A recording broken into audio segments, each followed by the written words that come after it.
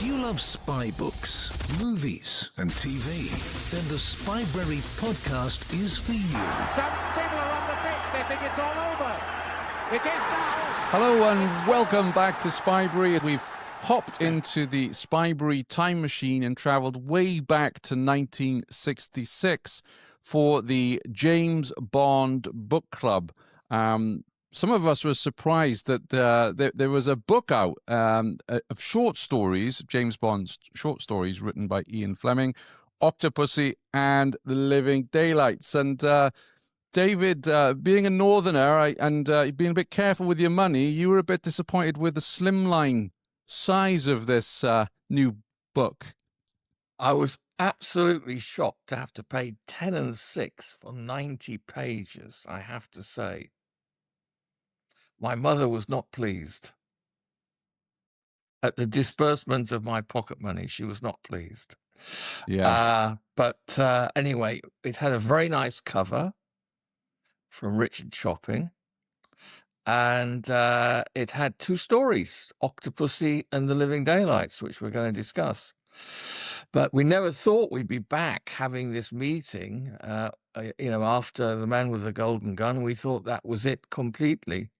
So here we are once again. But I think this will be the final installment of the James Bond Ian Fleming Book Club, yeah? Yeah. My understanding is that this was the first time I'd come across the stories, but they'd been published elsewhere. So this wasn't, fresh material that had, for our eyes only, as it were. No, I mean, Octopussy had been serialized in the Daily Express I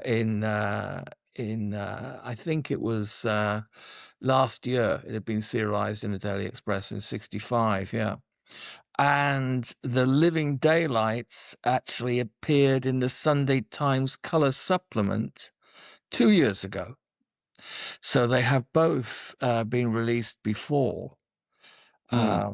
So, those that have read them in those respective periodicals may feel even more cheated out of their 10 and 6. But I hadn't, so I was pleased to have them. Andy and Ian, had you read them previously? No, I hadn't. These were both new to me. So, it was a pleasant surprise after thinking that The Man with the Golden Gun was the last kind of Bond book, if you like. I was very, very pleasantly surprised, and overall happy that it's happened. But what about there are two other stories that I've come across. So are they going to be the two other shorts? Yes, You're talking about The Property of a Lady and 007 in New York, yeah. That's right, They too have been out before, but they're not in this first edition that we've got of Octopus in Living Daylights.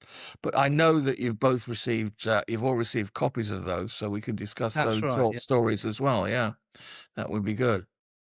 All right, so why don't we kick off with Octopussy? Ian, I'll start off with your good self. What did you think about this short story? I liked it. It was a bit different to most Bond short stories, in that Bond didn't really have much to do, did he? There's more about Dexter Smythe than there is about James Bond, and Bond literally just turns up to interview this guy to kind of catch him out, get the truth about what happened all those years ago, and to bring him back to justice.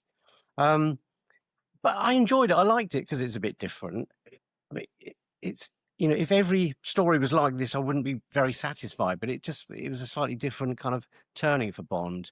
I liked it. But what I found sad about it was that as soon as I started reading, I thought, this is Fleming talking about Fleming in his old age. Yes. There were so many parallels. He was, this guy's 54, living in Jamaica, snorkeling, drinking too much. He's had an unhappy marriage. His wife has died. He's had, I think, at least 2 heart attacks. He's in poor health. And it just felt like this is Fleming talking about himself. And it was quite sort of poignant, really. Funny It's a nice little story, but a bit kind of It's bittersweet. funny you say that, Ian, because I came to a different conclusion because I thought this was about David because it said Major Dexter Smythe, OBE, Royal Marines retired, was the remains of a once brave and resourceful officer and of a handsome man who had made easy sexual conquests all his military life, and particularly among the Wrens and the That Racks is and David. ATS, who manned the communications and secretariat of the very special task force to which had been attached at the end of his service career. I'm like, this is about David. Andy, how about yourself? How was this book for you? Well, I liked this because it seemed very much to me a lot like Quantum of Solace, yeah, in the sense that Bond is a listener. He arrives and we kind of fed this story because in the end, as Ian says, he puts the fella under pressure and he says, I'm going to go outside, have a little think about it, and when you're ready, come out and talk to me, yeah? And then we get the story. But again, as I concurring with Ian again, this what it is, it's the psychology of the story for me, because over these years when we've had these novels, we've seen Bond really as Ian's ideal self, yeah, and Smythe is actually, as we've just identified, Ian's true self, you know, in a lot of ways. But Smythe is a callous psychopath, isn't he? Even in the role of hunting the Nazis, he thought that was just a right laugh. There was no thing about the victims really. There's no guilt over the poor old murder victim. No guilt over his wife or even the octopus that is considering killing. It's just like it's a dirty story of a dirty man, isn't it? And his clinging wife doesn't understand, you know. It's that kind of thing, and he even wants to become a paperback writer, doesn't he? And sell his story when he's mulling over, should he go and tell Bond all this? And if he does, he might get let off and be able to write the book, you know. And again, it showed how divergent the literary Bond is to Sean Connery, yeah, the cinematic Bond. The fact that even though this Smythe has murdered his former mentor, you know, I mean, Mr. Connery would just give him, you know, he'd say, I think he got the point, wouldn't he? You know, but Bond is the consummate, cool, cold, calm professional, and he doesn't, you know. But yeah, I liked it for those reasons, that we're back a little bit in quantum territory, a bit of the Somerset Maugham territory, and very, very different. But as we've agreed, there's no kiss bang bang here at all, is there? You know. How about you, David? Well, I think Ian and Andy have given a huge amount to think about. And I don't agree with everything that Andy's said, but I'll come on to that in a minute. For me, it's a morality tale. And I agree completely with Ian that this is Ian Fleming writing about Ian Fleming in his latter years. And when I was reading it, I actually felt quite sad for that reason. You know, all of the parallels are so evident. You know, the expat in Jamaica, the love of Jamaica, the fact that, you know, he's been a great man in his time, or so he thinks, but now that's all slipping away from him, his health deteriorating at a rate of knots, etc., etc. All of those parallels were there. Where I disagree with Andy a little bit is I saw this more as a man that had he'd done something terribly wrong once for a fortune that was going to set him up for his life. And what he did, of course, is completely inexcusable and completely despicable. But at the same time, it was a one-off event in a world that was in complete turmoil, when people were taking advantage of everything at the end of the war. And he's lived with that all of his life, and that's eaten away at him, and is probably largely responsible for all of the addictions that he has today. And his wife's now passed away.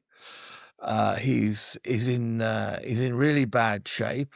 He's trying to continue with his snorkeling and his social life in Jamaica, and then up pops Commander Bond, and that's really, the way that I saw it. And of course, Bond obliges him through very deft interrogation, actually, to expose all of the events that happened in Austria with regards to the Nazi gold and the killing of the guide, the murder of the guide, and yes, and then Bond really acts as a sort of giving the guy an option to take the revolver and the whiskey, or to go the legal route. And I thought it was well done, actually. I thought it was quite a poignant little tale. Yeah. The bit I struggle. I mean, I echo a lot what you're saying.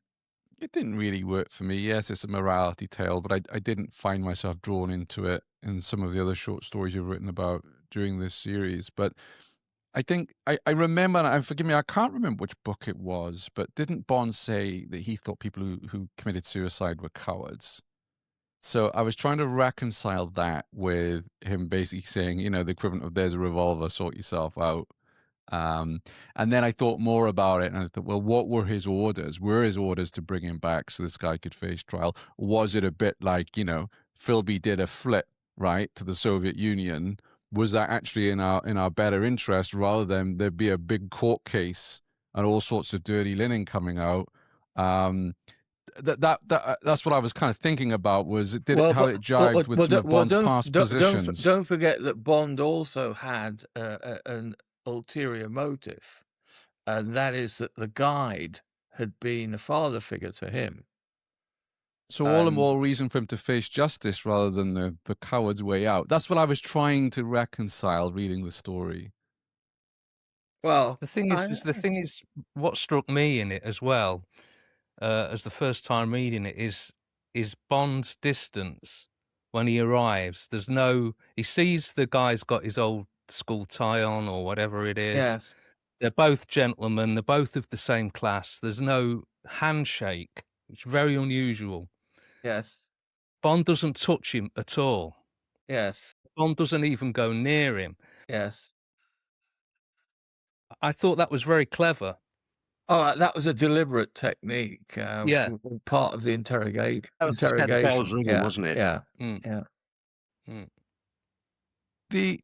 The other thing, of course, we were saying about was this Fleming writing about himself, is that in his youth, Fleming had skied. I think Kitzbühel, he had done a lot. He'd gone to a school there, and obviously had these ski instructors as mentors. So again, that's very autobiographical. No, it was this specific guide that taught him how to ski. No, I mean Fleming. Yeah. Fleming. Oh, absolutely. So Fleming is a young man, actually. David, Fleming is a young man. Absolutely. The whole thing. Fleming is. For me, there's no doubt that it's, as Ian said, it's Fleming writing about Fleming. Yeah, and also the love, of course, of the fish and Jamaica, sea life. Absolutely. Yeah, absolutely. There was another paragraph in it which struck me, where he says heavy drinkers veer towards an exaggeration of their basic temperaments, the classic four: sanguine, phlegmatic, choleric, and melancholic. There was a very interesting description of different kinds of drinkers in this as well. So he did pack a lot into such a short story. But Bond turns the drink down, doesn't he? When he pours himself one, Bond, which is very rare for Bond to turn drink down. Yeah. Yeah. You know, I mean, Bond is on duty, isn't he? Bond is like taking this very well, seriously. as especially we get 'cause it's not as we just get his onto job, other it's fun. stories, we'll come to that, won't we?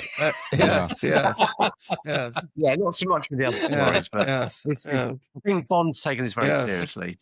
yes. Well, he knows what the guy's done, doesn't he? He knows he's murdered his old mentor. Yeah. Oh, He knows it. absolutely. Yeah. Oh, Yeah. absolutely. There's Yeah, no doubt in his yeah, mind. You Yeah. know. absolutely. It's I thought it was clever. I enjoyed it, and you know, I think that that could very easily have fitted into For Your Eyes Only. It was a good standard of short story. You know, it's another proof that the novella is a strength of Fleming's, I would say. Yeah. Definitely. Are you ready to move on to another short story, or do you have more Yes. comments on No, this no. one? I don't think so. No. All right, good. Yeah. Shall we tackle Property of a Lady next? Yeah. Yeah. So, David, I'll start with your good self. What were your thoughts on this one? Well, it was commissioned by Sotheby's to go in Sotheby's magazine. And in actual fact, Fleming was so dissatisfied with the story himself that he refused the fee from Sotheby's, and he finished up doing it as a freebie. That withstanding, I found it quite interesting. And I thought it was very influenced by the defection of Philby in a certain way, because it's the first time that a mole has entered into universal export. Mm. And I found that quite fascinating.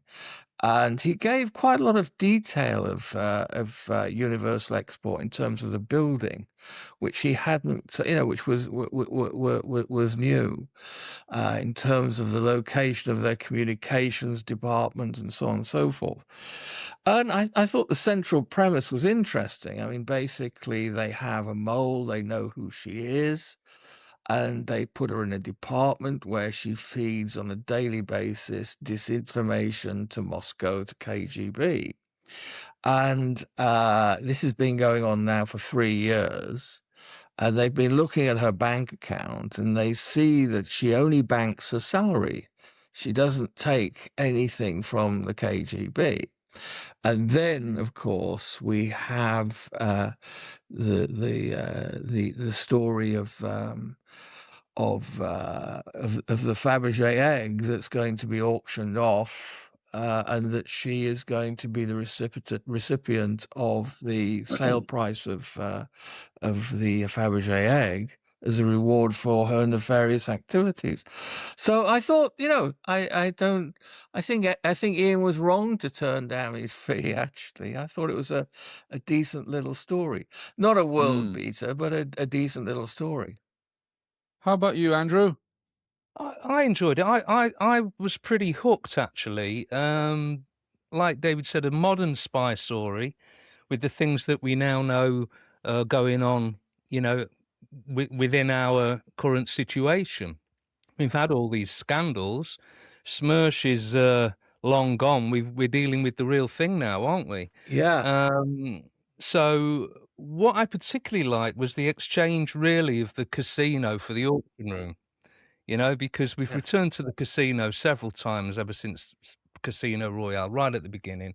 But I really enjoyed that. Ian is descriptive best.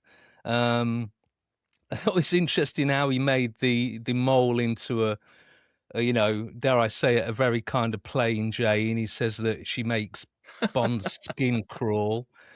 She has a kind of an unwashed appearance, and all that she's got going for her is that she's clever, God forbid. Yeah. Yes. And we return with we finally get the reveal on the guy that they're after, Mr. Malinowski. Yeah. And once more we've got a physical deformity as Bond spots as he's standing behind it. He's a slight humpback. Yeah. He doesn't have ginger hair this time, you know. the good thing is that Bond is actually acting as a spy, isn't he? This Yes, time. yes, yes. He's undertaking espionage. He's been allowed a license to practice in the UK alongside the domestic security service. So yeah, all in all, a bit of a strange sudden ending. But that is a little bit the art of the short story, isn't it? Often short Yeah. stories do resolve with a thud. Yes. There's one historic one by Liam O'Flaherty, The Sniper from 1923, which will probably relate a little bit more to the upcoming stories we'll discuss. But again, very sudden ending there.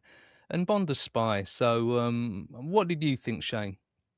I completely agree with you. I thought this was more of an espionage story than an adventure/fantasy escapade. You know, you've got Bond.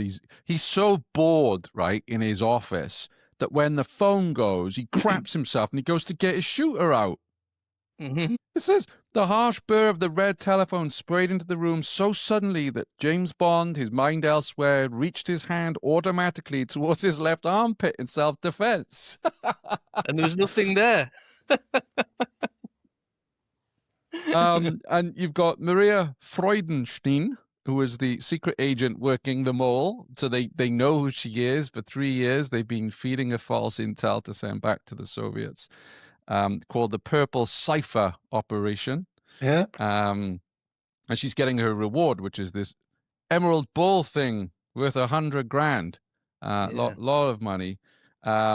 So I thought this was, you actually do see Bond spying because he's at the auction house. He's looking to, because they don't know the head of the Russian or the Soviet KGB is in London. They don't know who heads up the Residentura, so that they're looking around. This is a good coup for them to try and smoke him out.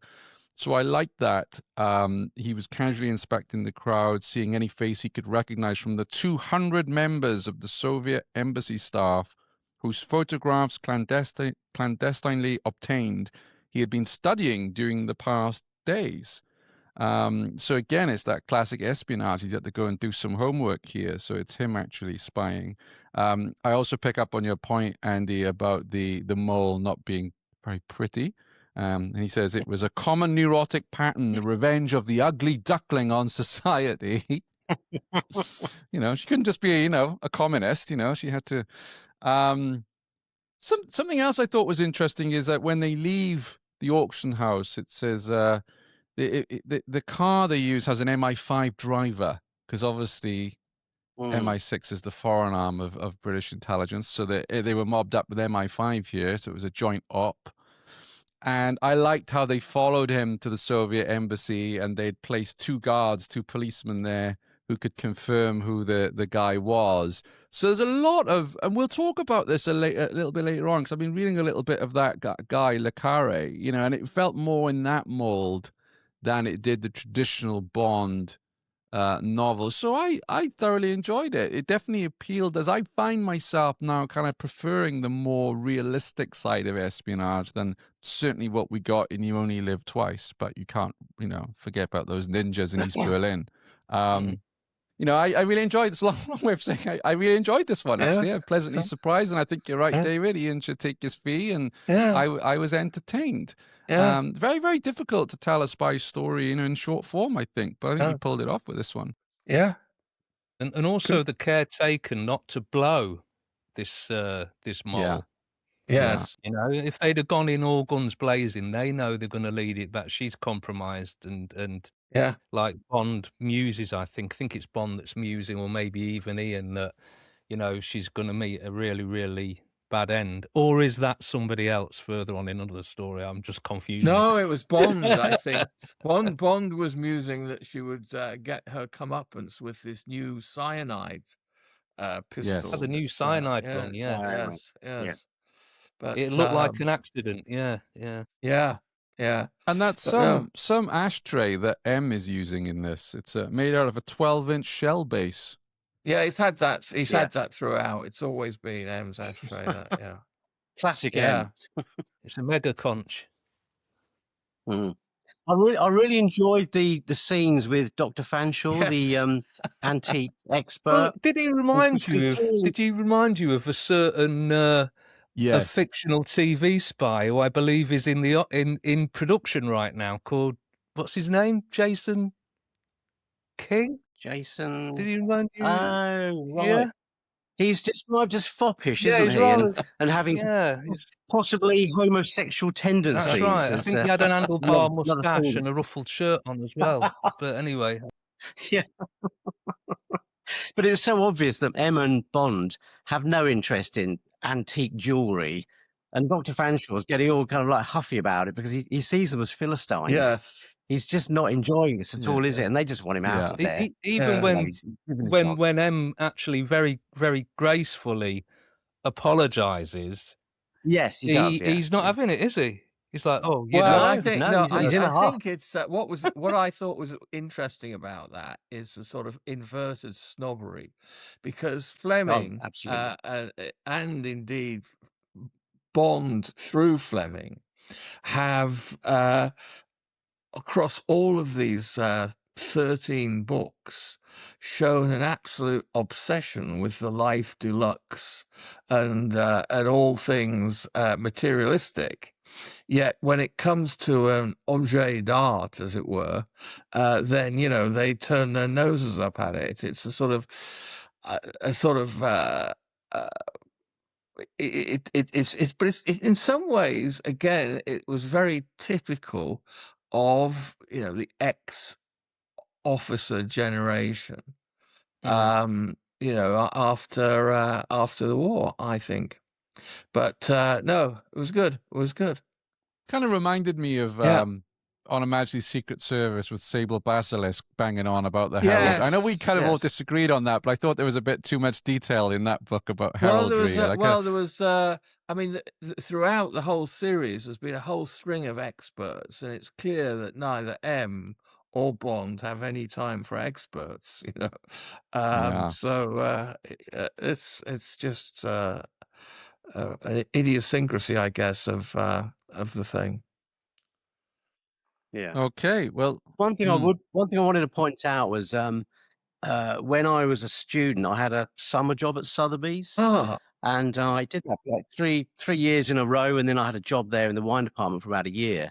And so I really enjoyed all the detail about Sotheby's auctioneers and just the way they described the location and the way they conducted the auctions, and the auctioneer himself, Peter Wilson. I thought it was just so, Fleming knew what he was talking about. It all made sense. Well, Peter Wilson's a real character.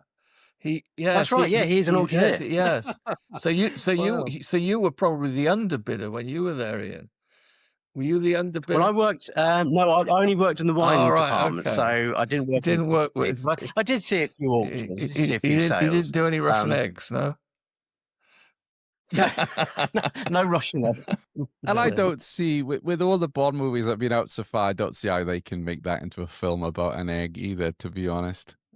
No, you'd have to put it in as a small kind of section of a film. Try to, you'd kind of like, squeeze it in somehow. Yeah.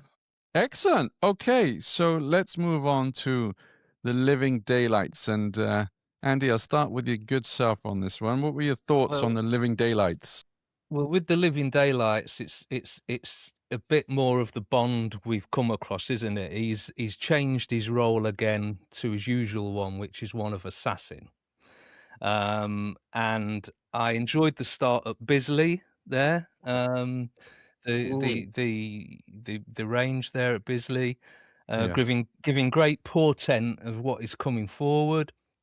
They know that there's basically going to be a crossover. Now, this is something that confused me. There's basically going to be a crossover from East Berlin across into the West. Yeah, of an agent. They know it's going to happen. 255. Yeah, that's right. Is it 255 or 272? 272. 272. Yeah. Okay. That's right. Yeah. Different bus. So they know the enemy know 272 is coming across. Yes. Yeah. Sometime across these 3 days, it's going to be an evening crossing. and they know. It's like we know that they know that we know that they know that we know that they know. Job, yeah, one of them. Yes. They're going to try and hit him as he's coming through the wasteland, because as right now, when this was written, there is no. And I thought the war didn't the war come up in 61? maybe not in its entirety. When this was though. written, there wasn't a wall. I think he's setting it before 61. I think they had It's the just barbed barbed wire wire. because it was the Yeah. original fortification of the Berlin Right. anti-fascist protection barrier. Yeah, the anti-fascist rampart was pretty meagre at first. Yeah. They gradually built it. Yeah. At first, it was just barbed wire and Okay. so forth. But as I say, he's going to be coming through. They're going to hit him from these tall buildings. They're aiming to hit him. Bond's mission is to take out the sniper, because they know they're going to try and hit him. So that's the premise. But it's like Enemy at the Gate style, like a sniper duel between Bond and this other enemy sniper who has the code name Trigger. The Russian for Trigger is Kipok. Yeah, so we can understand why they've kept it at Trigger. Kipok doesn't quite have the same ring, does it? And there's another reason that we'll come back to why they used the English. But I'll all right, you done. okay. Just thinking about it. But what I thought was funny was the return to Bond's breaking of standard operating procedures, or Ian's fun with it, that Bond is allowed out. So he gets into position. He's shown what he's got to do, and he gets a signal saying that he's allowed out, and then he mulls going to the whorehouse. He has a walk downtown. He goes for a walk. He gets off piddled, and comes back, and the actual liaison officer's got a bit of a hump with him because he's staggering around. He's got this very important job to do, and he's come back after a day out half cut, you know. So I thought that was funny, but the descriptions, and I mean, I'd love to see what Shane thinks about the descriptions of Berlin, because I thought it was almost like a literary version of watching. It's like it's like Ian to Dayton to Celluloid and back again, because it was like the visual representation of the beginning of last year's film Funeral in Berlin. Yeah, very well described, the cafes and all that sort of thing, and I really enjoyed that. But no, an enjoyable story, and again, the part where the shooting's going on for me was very reminiscent of Liam O'Flaherty's The Sniper from 1923, courtesy of Blind Boy, our agent, codename Blind Boy. But yeah, that's me. What do you think, Shane? So it's interesting you picked up on the Berlin stuff, because if you read Thrilling Cities, Fleming clearly is not a fan of the city of Berlin. And not just because he doesn't particularly like the Germans so much, but as a city, you got to remember what it was like when he visited. There was so much that was still bombed out and derelict. And, it says here that James Bond had always found Berlin a glum, inimical city varnished on the western side with a brittle veneer of gimcrack polish, rather like the chromium trim on American motor cars. And again, this is one of the reasons I like Fleming's work is, his observational eye at describing cities and locations and people, etc. And we'll come on to that with 007 in New York as well. So, and the geography of it was right. The house of the ministers, of these German ministers, was directly across Checkpoint Charlie, and he could see it through his sniper rifles. So I thought that was very well done, the Berlin location. My point about Trigger was, now for our Russian speakers who are listening to this, my understanding of the Russian language is if you use the Russian word, you would know it's a female, because I think they have a female ending for the different nouns. So you'd give away the plot if it was Kopika or whatever. I don't know about that. I'd love to hear. Put a note in the comments or in the Facebook group if I'm wrong on that. But I know they kind of split the names by gender. What about you, Ian? What did you think of this one? I thought it was excellent. My only complaint is that I wish it was a bit longer. I'd love to have seen Bond spend time in Berlin on both sides of the wall. I'd have loved to have seen him going to the east, infiltrate the Stasi, help 272 escape or whatever, or he escapes first and then he obviously helps 272 get over later on. But what we had, I thought he packed a lot into what is a very short story. I like what I particularly liked was the relationship between Bond and Captain Sender. Bond notices his old school tie and has him down as a Wycomist. And I looked this up, and it means he went to Winchester College. So there's a kind of academic snobbery there between the Etonian and the Wycomist, and they are just so different. One's very officious. Bond is just a bit of a maverick. He does whatever he wants. He doesn't even care if he loses his license. At the end, he's thinks, yeah, sod it. I didn't kill her, but I've stopped her from, killing 272. So I thought it was a great little story. I just wish there was a lot more of it, and I think it could have been expanded out. I think it has the potential to be a film, although the trouble is you can't film in East Berlin, so you'd have to recreate it in the kind of rougher parts of West Berlin or somewhere in Germany. But I thought it was very good. I think of the short stories that we're discussing, I think this is probably the strongest, and I like the way that he's got 3 nights to do this, and the suspense builds up day by day, and in the day, as Andy said, he's going out having a few drinks. Hang on a minute. Thinking Not about just a few drinks, right? He's done double schnapps. He's washed it down with Löwenbräu. Yeah, I mean, it's not just he's not sure whether to go to the zoo or the brothel. And I love that kind of detail about Berlin. And he's also and then at night he's enjoying a thriller, isn't he? He's enjoying a book, which is interesting to see Bond reading, because we don't see too much about what Bond reads. A German thriller. He's reading it in Germany. There's references to various thrillers during the time. Sorry, Ian. There's references throughout the series about books that he's reading. I think there was an Eric Ambler novel he was reading on a plane at one point. And he was reading Somebody's Guide to Golf. Yeah. Can't think of the guy's name. And I just like those little details. I mean, I'm not so bothered about what aftershave he's wearing or those kind of, the luxury goods. I am. Ian, hold on. I am very interested in that aftershave because I want to pull the birds like he does. So, I need every bit of help I can get. the hairspray, everything. But no, I thought it was a really good story. And I think of the 4 that we're discussing, this is my favourite. I don't necessarily think it's stronger than Property of a Lady, because I think that was proper espionage, and this is him as an assassin. So, if you like your assassins or espionage, whichever one you like, I think you probably prefer that story.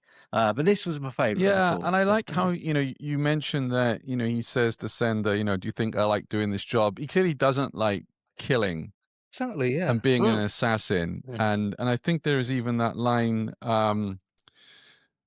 M didn't like sending any man to a killing, but when it had to be done, he always put on this fierce, cold act of command. Bond knew why. It was to take some of the pressure, some of the guilt off the killer's shoulders. You got that empathy from M. I mean, he's licensed to kill, right? It's part of his job, but he really, and he's like, stuff it. You think I like being a 00? I'll give it up. Yeah, back in From Russia with Love, though, when he takes that shot off Karim Bey's shoulder, he doesn't feel good about that, does he? He doesn't feel good about that, and that is an enemy operative that he's killed, but he's not this cold-blooded. As I say, he's completely divergent to this fella Connery on screen, But did you think it was funny when Sender said, "Oh, I saw you move the nozzle, move the barrel," and which is nonsense. You wouldn't be able to cross that distance. You wouldn't have seen that. No, it's infinitesimal that he's seen it through the sight, and he drops down from her chest to the gun. It's more likely Sender would say It's more likely Sender would say, "You're pissed. How are you supposed to hit her? You come back pissed again." Yeah. It's true, isn't it? I think that's just an artistic license. It's just artistic license so that he can then report Bond for doing it, disobeying orders, basically. And he said, "Go on then," hasn't he? Yeah. He said, I don't, go on then, mate. Yeah. Okay. Yeah. What do you think, David? Well, I agree. Actually, I agree with a lot of what Andy and Ian have said. Actually, And like Ian, I have a personal connection with this because although I wasn't an apprentice at Sotheby's, I have shot on exactly this range at Bisley. Yeah. Lovely. And it was quite interesting actually when they were sort of discussing that because these, the distances that you can shoot on that range are incredible, and you're talking about targets that are a pinprick, but anyway, I thought it was good. I'm tiring a little of the drinking. I have to say. I mean, I like it. Not I like a surprised. drink myself, but I would prefer it if my snipers were sober. You know. Um, so, but that's probably a small thing in all of this. And the other thing that I would say as well is that technically, shooting somebody's gun it just wouldn't happen. It's an impossible feat. But there again, that's because she's got lovely blonde hair.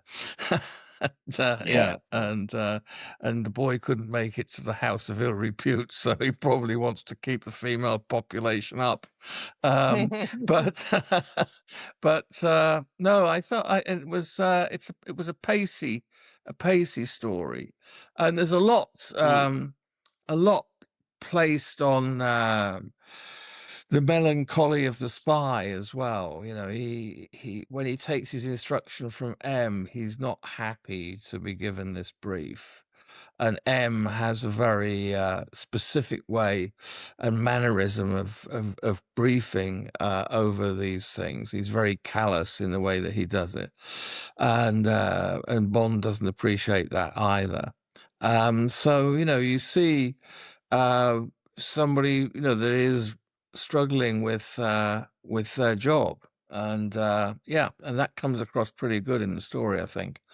And other details were really good. Thoroughly enjoyed it. It does, but the only thing I Yeah. was thinking about, and maybe I've looked into this in too much, kind of taking it a bit too seriously, but if that was Bond escaping from East Berlin to West, he would want the assassin to take the assassin out, right? Because you're like, don't muck about, just kill them because Yeah. I'm trying to escape to freedom. So, Well, the whole cold-blooded killing course. thing. Yeah, I mean, of course, I mean, this. And Well, it goes. I mean, even going back to the Man with the Golden Gun, where he gave Scaramanga time to say his. It's not. Yeah. It's not. No. I don't. There's a disconnect in all of this, which Not is. only that, not only that. I mean, this particular assassin, the female assassin, must be, top drawer to be given that job. Yeah. And she's Yeah. going to do it with one of the your favourites, an AK-47. And basically, if he hasn't maimed her, she's at large. She's at large to go out and do it again. that Looking was for that was a revenge. thought I had, Andy. Was I don't know what year he wrote this in, but was he setting that up for a potential he would I meet think that so. assassin again in the Yes. future? Yes. Because suddenly this Yeah. woman there with a banged up hand from the Soviets, and he's like, "Oh God, that's the girl." I don't know. Again, She would have the conjecture. disability of missing a little finger or something like that, wouldn't she? Yes. Yeah. Instant villain. Yeah. Yeah. And there was also that hint in there that the Soviets might actually send her to a gulag or something because she's fouled up on the Yeah. job, despite being taken Yeah. out by the best of the British Secret Service. So it's also showing how cruel the Soviets were, because Bond isn't going to be sent to prison or anything for not doing his job. He hasn't actually succeeded. His remit was kill him. And I wonder how Yeah, that they're conversation dressing went down down when he got back home with him. Yeah. It's, Yeah. But also, severe I've tongue just sort of detected a hole in the story, and I might be wrong, but at what point? I mean, obviously the guy's spotting, but how can he be sure that she hasn't been taken out entirely? Because she Yeah. would have gone down. Yeah, true. Oh, the He whole. wouldn't He wouldn't know know what happened to her. No, the whole thing is. I mean, I mean, technically, it's not possible. You know, I mean, if somebody was hit with that sort of weapon, um, I mean, the whole thing would just explode. You know, uh, yeah. It's Excellent. not, yeah, Shall we move on to 007 in New York? yeah. David, why don't we kick off with your good self? How was this one for you? But it was a travelogue, really, and I thought it was an interesting travelogue. And having lived in New York, I recognise a lot of what he said, and I recognised a lot of the places as well that he talked about. Um, and we got a very, I mean, I couldn't really see the point in the whole thing, to be honest. But I don't really think there was a point. I think it was just a way of Ian strapping together. Evidently, he wrote about New York in thrilling cities, and he wasn't happy with what he'd written. And this was an adjunct to that. I think this was a supplementary to try and correct the record. But yeah, it was. I didn't really see the point in it, but I don't think there was one. We've got a very good recipe for scrambled eggs. I think that But was the point. I do think, though, that if you did eat scrambled eggs like that, you would have a big heart condition in short order. But yeah, it was. It was. I mean, it was only a couple of pages. I mean, it didn't really resonate with me one way or another, to be honest, as a story. But yeah. What about you, Ian? Yeah, I agree with David in that I can't really see the point of it, and yet, despite that, despite the fact that it's so short, there are several things about it that I liked. It's Fleming doing another travelogue, describing, traveling on a plane and just, Bond's dissatisfaction with the food on a plane. He's complaining about the central heating in the airport, waiting in customs queues. It's Fleming just having So a moan, picture-thon, isn't isn't it? it? Really is. Yeah. It really is. So I quite like that. It's kind of quite a human kind of element. But then I do like the bit about him. He's planning this night or day with Solange, who works in Abercrombie. Abercrombie, yes, And yes, yeah. it's great because they're going to go to a restaurant. They're going to have some Yeah. drinks, some cocktails. They're going to watch a blue film somewhere. Yes. Take her to a jazz. Yeah. And then back to a hotel for the night. And it's really nice that he's got this fantasy in his mind. And then of they're course, passing a gay bar. it's at very the time. abrupt ending. But surely M doesn't know that Bond's been rolling round with Solange before, does he? Oh no, of course Yeah, not. M This is doesn't classic approve of any Bond. of that sort of stuff, does he? No. Yeah, M's very Puritan and Bond is the opposite. And I just like the fact that it all goes horribly wrong because there's no reptile house at the zoo. Yeah. And he ends up making lots of embarrassing phone calls, finally meeting this English girl at midnight at the skating rink in Central Yeah. Park. Burst into tears. She's threatening suicide, and it just comes to an end so abruptly. But it just made me laugh. Yeah, I thought it's yeah, that's life, yeah. isn't it? It would have been very funny if he'd bumped into M in the transvestite club that they were going to hit at one point. Yeah. Yeah, good old Bond's up for anything. He isn't is, he? yeah. That's the thing. You could suffix or replace Bond with I and change it to the present Yeah. tense with a lot of this, couldn't you? But he was Yeah, of but he course. was quite clever the way that he injected that modern espionage, the espionage today in there, where the two agencies have been talking and it's identified that as a former officer, she doesn't know she's in the presence of KGB. enemy KGB. Yeah. But yeah, it was like a love-hate travelogue, wasn't it? It's like, does he love it Yes. or Well, hate it? And he doesn't seem to like New York, does he? No. That's fairly clear. but this thing about our greatest spy has been searching and searching for these blue movies and he can't find one. Yeah. Well, because he hasn't linked up with his mate Felix Leiter. If he'd met Felix in New York, we'd have had a better that would have made story, more I think. sense. And it says that Yeah. with the sound and colour that one's sex life was never the same thereafter. A bit like LSD, whatever that is, you know? So Yeah, and it's a strange one, that, isn't it? But it's all, Yeah. I mean, you know, you they do pack a lot into that one short story. There's a lot in yeah. there. But again, I'm not sure how much was there much point to it, but it's, a nice little addendum. And, It's the weakest of the yeah. story. I like the, it said James Bond felt pretty confident that he could spend 24 hours in New York, make the contact, and get out again without embarrassing explanations hadn't been given to Messrs. Hoover and McCone. So he's sliding in there because he doesn't want these entanglements and to protect this girl. So you're right. You have that espionage element, and also the moans. The empty your welcomes, the thin coffee, the almost blue-white boiled eggs for breakfast. Bond had once had a small apartment in New York. He had tried everywhere to buy brown eggs until finally some grocery clerk had told him, "We don't stock them, mister. People think they're dirty." The dank toast. Anyway, it goes on. You're right. He's having a right old moan. It didn't really work for me. I got to be honest. I was kind of it was all right. I mean, I love thrilling cities. I love this. I said this earlier on. I love the Bond books as travel logs. I'm never going to get to go to most of these places. So it's a chance to kind of get a report from those areas. But yeah, this one I felt was lacking.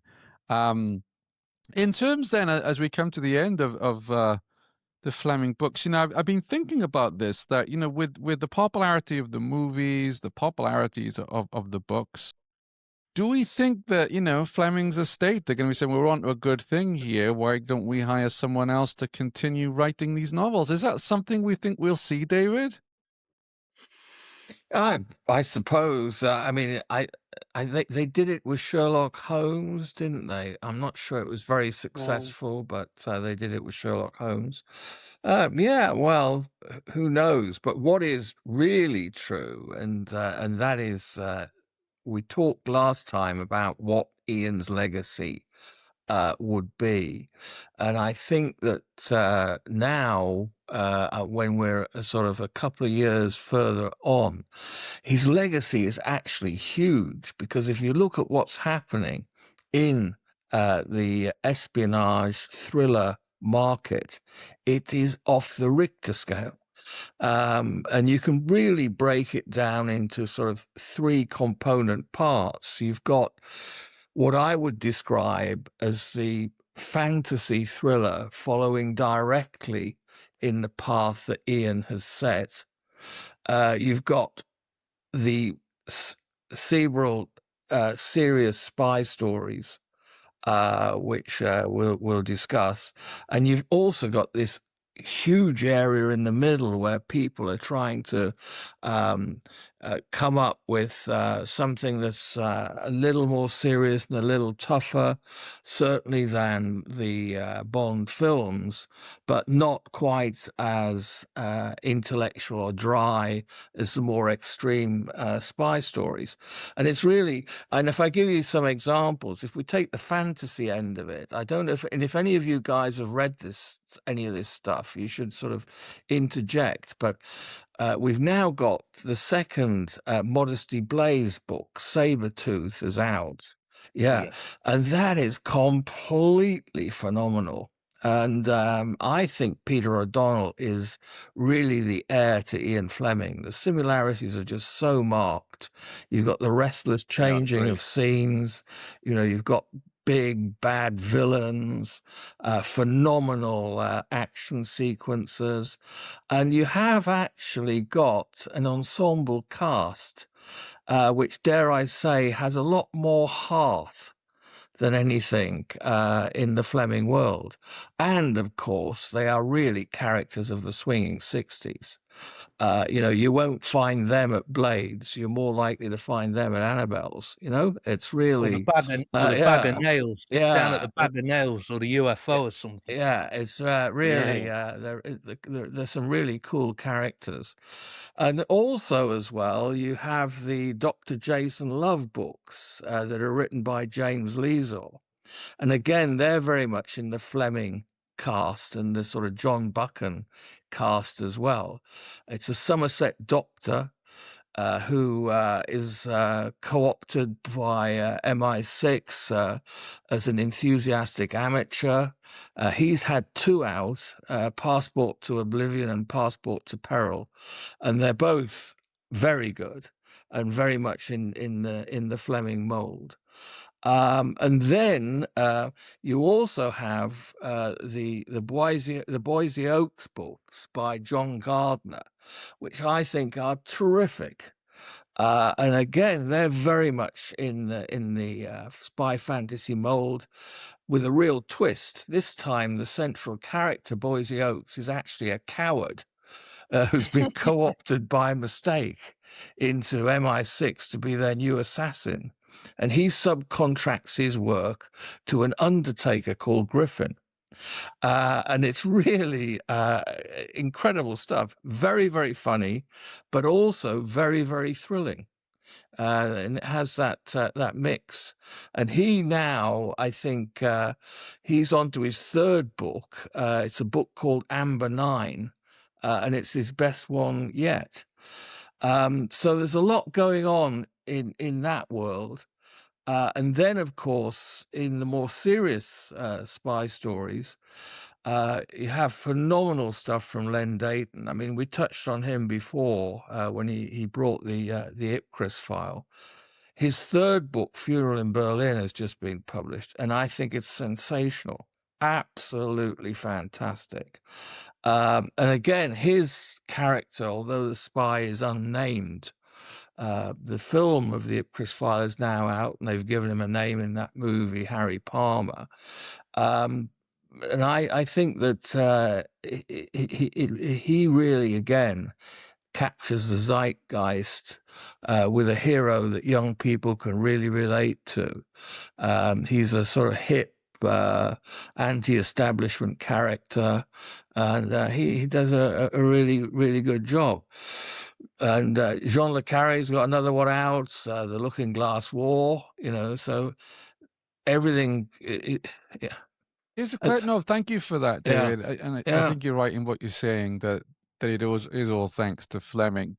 Yeah. In 30, 40 years from now, I mean, which do you think people will still be reading Fleming, or do you think they'll be reading Deighton or Le Carré or Gardner? I mean, which of these do you think will stand the test of time?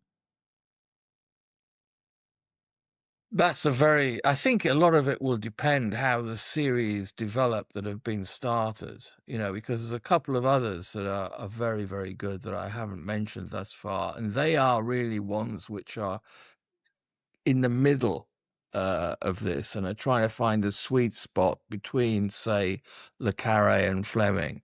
And Adam Hall has written 2 books featuring Quiller. And the second one, which is called The Ninth Directive, is just out. And that is very, very good as well.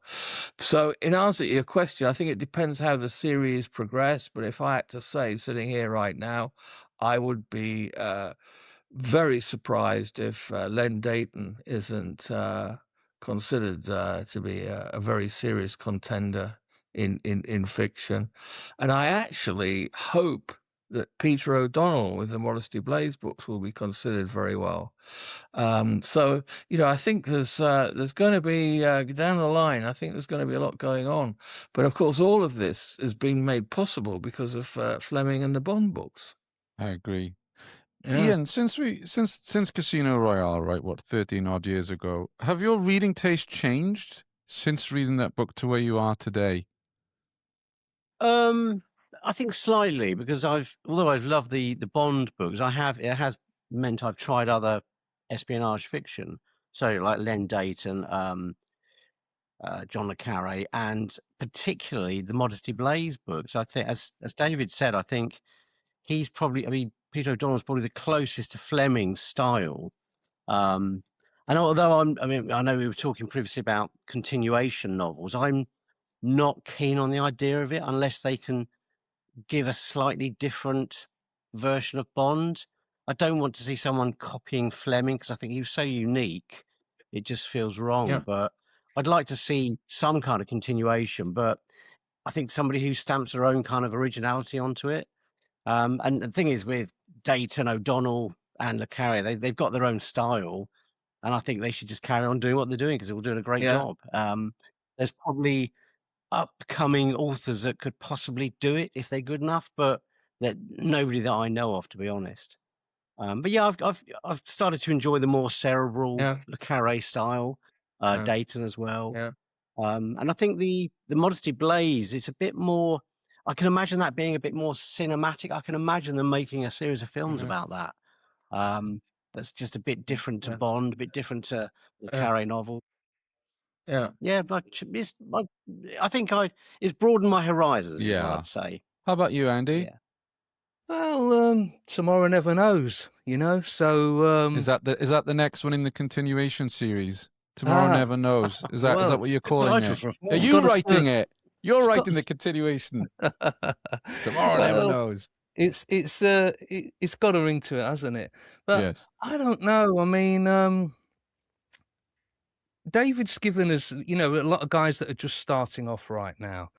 And Ian's, you know, it would have been interesting had Ian's health have been better, and he continued maybe from these stories, although they're a little bit piecemeal, they've been done over the last few years. Maybe he would have actually have drawn inspiration from the likes of Mr. Le Carre to do something a little more serious, to move more into the more darker, noirish, serious spy fiction, which certainly, of a man of Ian's talent, it would have been Good far point. from beyond him Good to point. go down that Yeah. road. Even if Yeah. he took Bond down that road and did away with all the you know, the gross materialism or whatever you want to go, you know, because surely, you know, we weren't going to find Bond meditating with George Harrison, according to these to these latest Not yet. stories. But in terms of what is coming up, continuation, the iron is so hot right now. There's so many, and some of the stuff. I mean, what was it? The Man with the Golden Gun.